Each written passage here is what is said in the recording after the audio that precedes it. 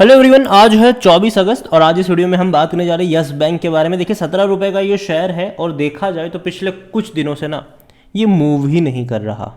16-17 के आसपास ये अटका हुआ है, न दौड़ने को तैयार है न गिरने को।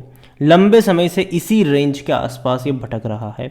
बातचीत करेंगे कि फंडामेंटली यस बैंक में इम्प्रूवमेंट आई भी है कि नहीं और लॉन्ग टर्म शॉर्ट टर्म का यहाँ पर क्या आउटलुक हो सकता है।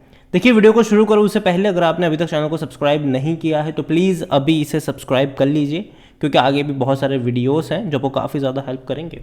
तो देखिए 17 रुपये का शेयर है यस बैंक का। पिछले एक महीने में अगर आप देखो तो जहाँ था वहीं पर है।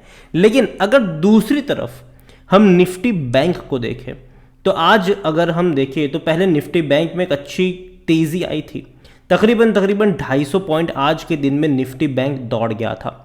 लेकिन उसके बाद अभी जब मार्केट क्लोज हुआ तो वही निफ्टी बैंक तकरीबन 450 अंक की गिरावट दिखा रहा है। 450 से 500 अंक की गिरावट निफ्टी बैंक दिखा चुका है। और पिछले एक महीने में निफ्टी बैंक अगर आप देखोगे तो 46,000 पे था, आज 44,400 के आसपास बैठा है। मतलब निफ्टी बैंक में तकरीबन 3 से 4% का करेक्शन आया ज़रूर है। दूसरी तरफ यस बैंक, जैसे कि मैंने कहा कि मुर्दा पड़ा हुआ है ये शेयर, ये ना दौड़ रहा है ना गिर रहा है। पिछले एक महीने में इसका जो हाईएस्ट प्राइस है वो 17 रुपये 10 पैसे का है और जो लोवेस्ट प्राइस है वो 16 रुपये 85 पैसे का है। मतलब मुश्किल से 25 पैसे का मूव इसने दिखाया है। तो ये भैया ना गिरने को तैयार है ना दौड़ने को तैयार है। पिछले एक साल में अगर आप देखोगे तब यहाँ पर आपको 3% का ग्रोथ देखने को मिलेगा। लेकिन अगर आप देखो तो एक बड़ी रफ्तार आई थी यहाँ पर, और ये जो रफ्तार थी ना, तेज़ी थी, उसकी वजह भी थी। वजह ये थी कि दो बड़े फंड हाउस ने यहाँ पर खरीदारी करी थी, ठीक है। और दूसरी बात, इन्होंने अपने एनपीए को बेचकर बड़ा पैसा भी जुटाया था। लेकिन उसके बाद एक बड़े करेक्शन से ये गुजरा ज़रूर और शेयर गया था 14-15 पे। लेकिन उसके बाद देखो तो अच्छी रफ्तार थी, शेयर पहुंचा था 18 पे। उसके बाद देखो तो अभी लंबे समय से 17 के आसपास अटका है। अच्छी बात अगर मैं देखो तो जहां निफ्टी बैंक गिर रहा है, बैंकिंग शेयर पिछले कुछ टाइम से करेक्शन दिखा रहे हैं। हालांकि सरकारी बैंक दौड़ रही है, ठीक है, वो भी छोटी स्मॉल कैप और मिड कैप सरकारी बैंक दौड़ रही है। लेकिन जो बड़े बड़े बैंक है वहां पर थोड़े बहुत करेक्शंस देखने को मिल रहे हैं। लेकिन यहाँ पर आप देखो 30 से 17 की रेंज में अटक रहा है। और देखो ये अभी भी अटकेगा कुछ टाइम के लिए, लेकिन बर्बाद होने वाला बैंक अब ये नहीं है। यहाँ तक यस बैंक को देखे तो भैया वॉल्यूम इसके 6.5 करोड़ तक के देखने को मिले। तो बड़ी क्वांटिटी में शेयर ट्रेड तो यहाँ पर हो रहे हैं। इतना ही नहीं, अगर हम बात करने जाए इस बैंक को लेकर तो according to Moneycontrol user 68% लोग कह रहे खरीदारी करो, 32% लोग कह रहे बेचो, क्योंकि भैया वो लोग फ्रस्ट्रेट हो चुके हैं क्योंकि ये मूव ही नहीं करता। और जहाँ तक बात करें इनके नंबर्स की तो यार देखो नंबर्स में इंप्रूवमेंट तो आ रहा है। पहले डिक्लाइन था, ठीक है, पहले डिक्लाइन था, 29,000 करोड़ से 26,000 करोड़ पे गया, फिर 20 पे गया, फिर 19 पे गया। लेकिन 23 में आकर ये 22,700 करोड़ का इन्होंने दिखाया, मतलब अच्छा रेवेन्यू दिखाया। सेम चीज़ प्रॉफिट वाइज भी देखोगे तो पिछले कुछ क्वार्टर में, पिछले कुछ फाइनेंशियल ईयर में एटलीस्ट ये प्रॉफिट में आया है। पहले बड़े लॉसेस थे, बल्कि बर्बाद होने वाला था ये बैंक। ये हम सब जानते हैं किस तरीके से हालत बनी हुई थी, किस तरीके से पैनिक आया था यहाँ पर। और जहाँ तक क्वार्टर ऑन क्वार्टर में देखो तो अच्छी बात यहाँ पर हुई है कि भैया इनके रेवेन्यू में इंप्रूवमेंट आई। और देखो रेवेन्यू में इंप्रूवमेंट आने का सीधा सीधा मतलब ये है कि लोगों का जो कॉन्फिडेंस है, भरोसा है, वो यहाँ पर बढ़ रहा है। इनकी जो ऑर्डर बुक है वो बढ़ती हुई नज़र आ रही है। इनके जो एनपीए है उसमें सुधार होता नज़र आ रहा है। हालांकि प्रॉफिट वाइज देखोगे तो डेफिनेटली पिछले 2 क्वार्टर में अच्छा परफॉर्म किया है इसने। लेकिन फिर भी भैया प्राइस नहीं बढ़ रहे। क्यों नहीं बढ़ रहे? क्योंकि यहाँ पर नंबर ऑफ शेयर्स की इतनी ज़्यादा डंपिंग हुई है, इतनी ज़्यादा डंपिंग हुई है कि शेयर्स की वैल्यू है वो गिर चुकी है।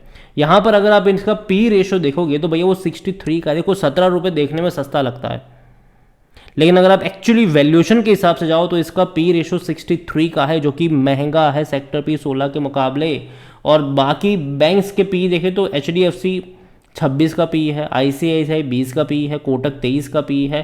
तो यहाँ पर अगर हम देखें तो उनके सामने ये महंगे वैल्यूएशन के ऊपर बैठा है। जहाँ तक हम शेयर होल्डिंग की बात करें तो शेयर होल्डिंग में प्रमोटर तो ऐसा जब यहाँ पर कोई है नहीं, ठीक है। और जहाँ तक बात करें म्यूचुअल फंड्स की तो 0.16% की जो होल्डिंग है वो म्यूचुअल फंड्स वालों के पास देखने को मिल रही है। डोमेस्टिक की अगर हम बात करें तो 37.78% की होल्डिंग है।